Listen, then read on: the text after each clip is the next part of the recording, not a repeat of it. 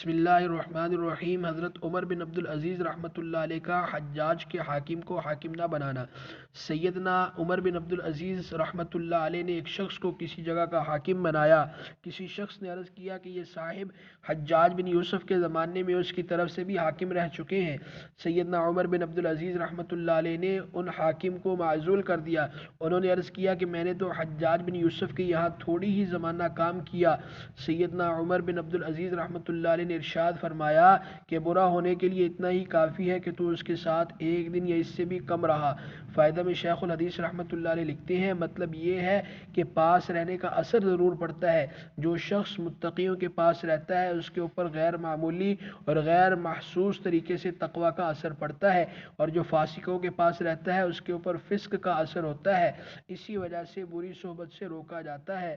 آدمی تو درکنار جانوروں تک کے اثرات پاس رہنے سے آتے ہیں۔ حضور اقدس صلی اللہ علیہ وسلم کا ارشاد ہے کہ فخر اور بڑائی اونٹ اور گھوڑے والوں میں ہوتی ہے اور مسکنت بکری والوں میں۔ حضور اقدس صلی اللہ علیہ وسلم کا ارشاد ہے کہ صالح آدمی کے پاس بیٹھنے والے کی مثال اس شخص کی سی ہے جو مشک والے کے پاس بیٹھا ہے کہ اگر مشک نہ بھی ملے تب بھی اس کی خوشبو سے دماغ کو فرحت ہوگی، اور برے ساتھی کی مثال آگ کی بھٹی والے کی سی ہے کہ اگر چنگاری نہ بھی پڑے تو دھواں تو کہیں گیا ہی نہیں۔ اللہ تعالی ہمیں نیک صحبت نصیب فرمائے، بری صحبت سے اللہ ہماری حفاظت فرمائے، آمین۔